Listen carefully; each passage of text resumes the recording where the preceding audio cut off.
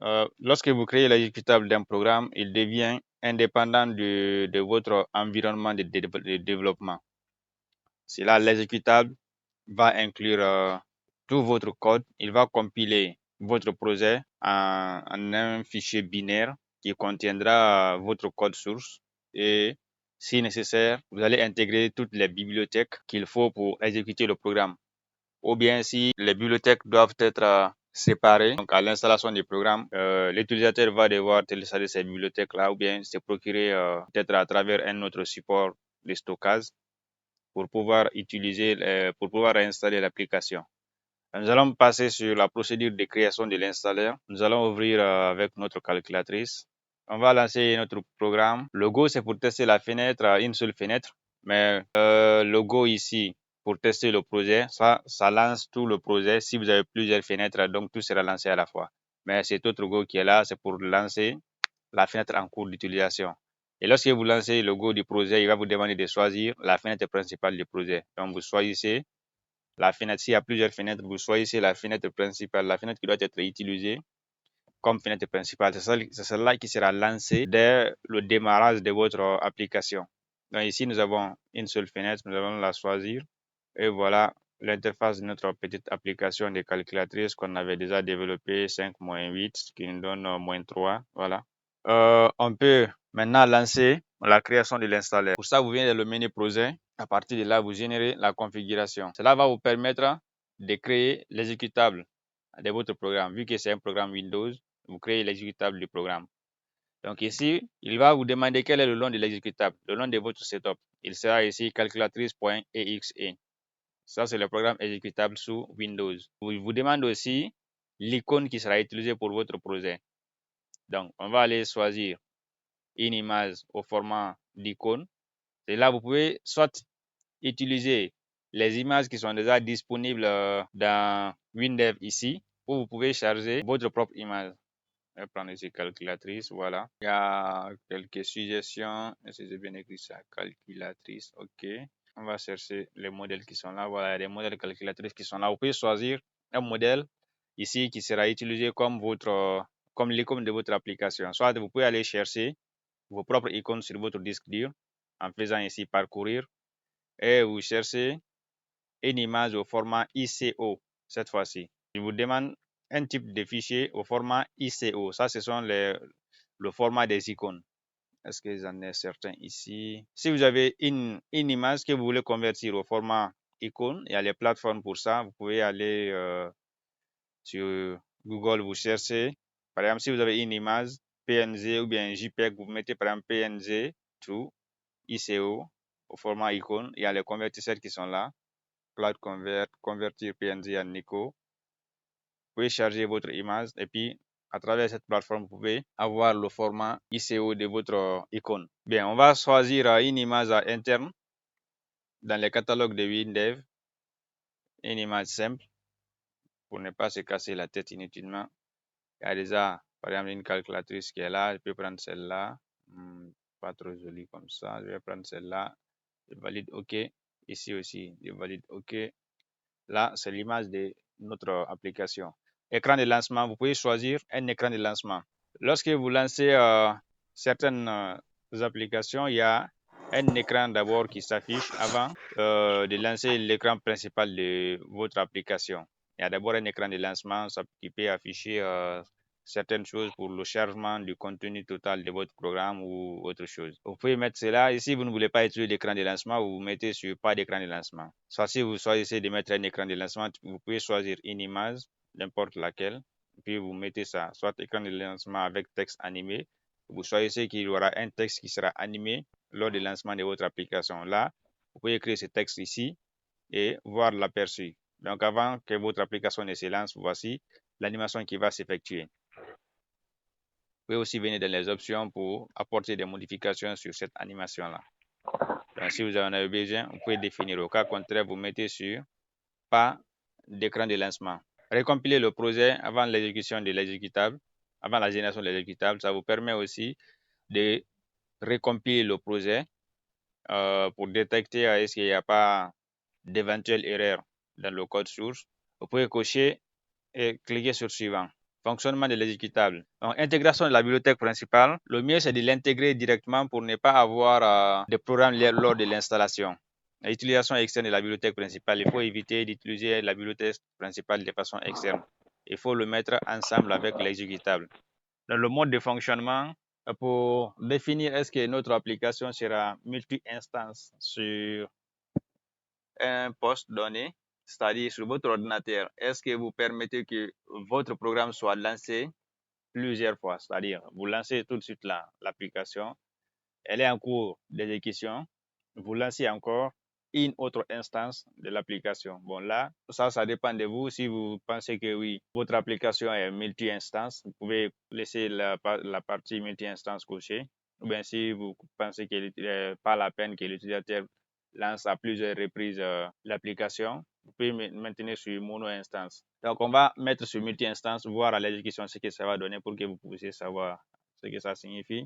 Là, c'est les messages d'erreur. Lorsque le programme va bugger, par exemple, quel message sera envoyé au développeur?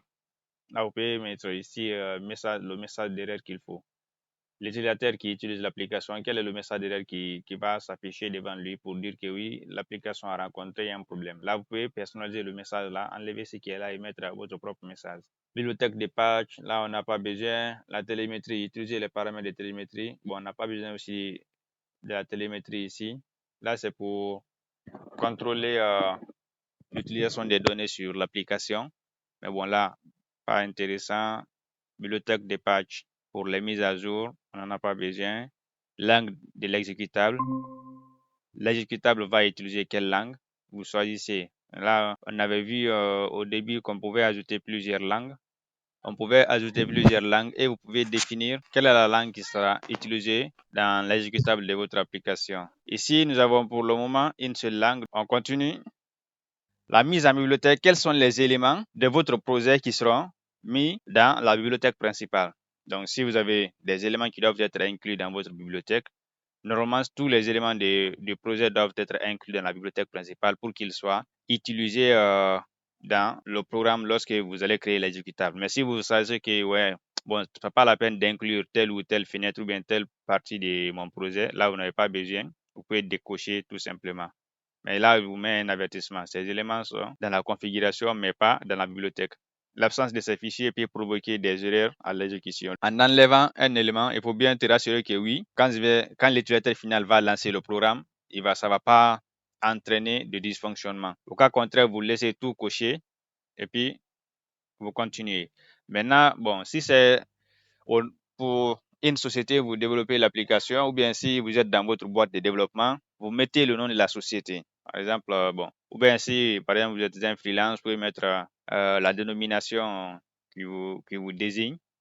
Et aussi, vous mettez la description, premier projet de la formation, le copyright, lui, va ramener ça automatiquement. L'URL, est-ce qu'il y a un site web qui est lié à votre application? S'il y a un site web qui est lié à l'application, qui parle de l'application, un site web où les utilisateurs finaux pourront télécharger l'application, un site web qui est dédié à votre application, vous pouvez le mettre ici.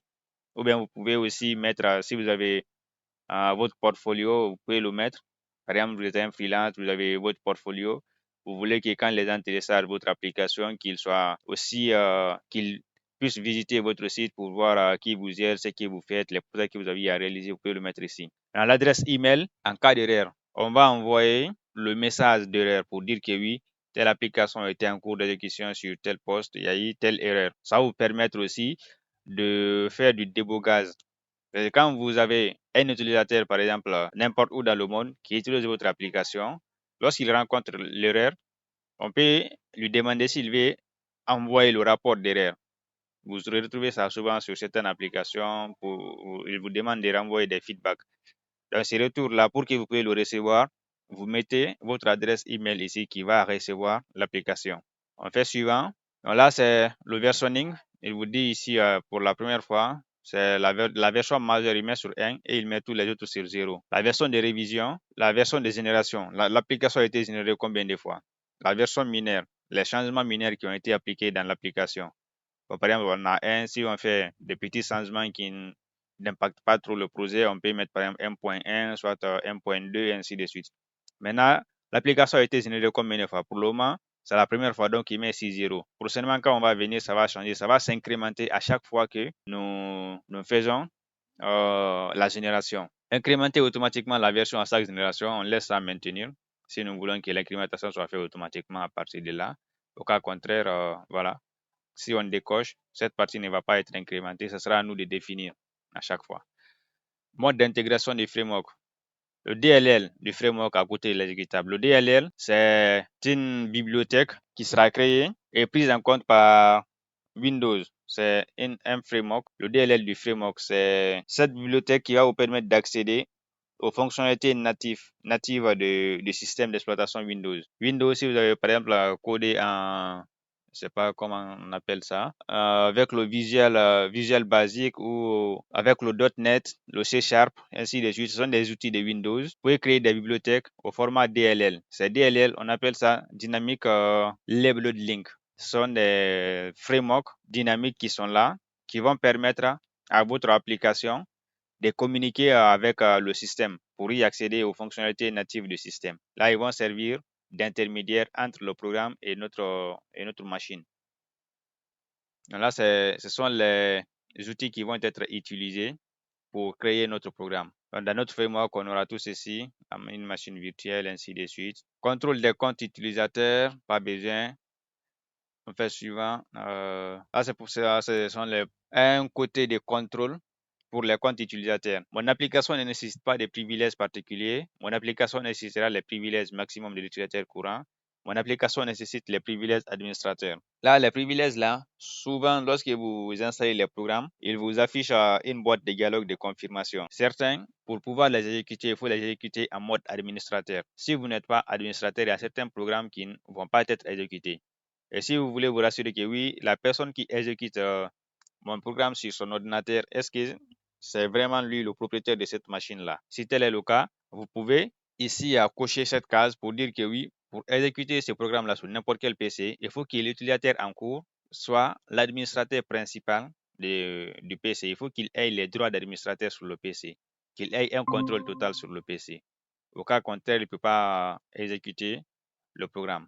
On met sur, bon, pas de privilèges nécessaires, il n'y a pas de contrôle nécessaire pour faire si, voilà, c'est pas trop intéressant ici. On peut passer sauvegarde de projet. Donc ça, c'est pour sauvegarder le contenu de votre projet. Si vous voulez que, voilà, votre projet sauvegarde certaines données dans des fichiers temporaires, vous pouvez cocher, lancer l'assistant de sauvegarde de projet.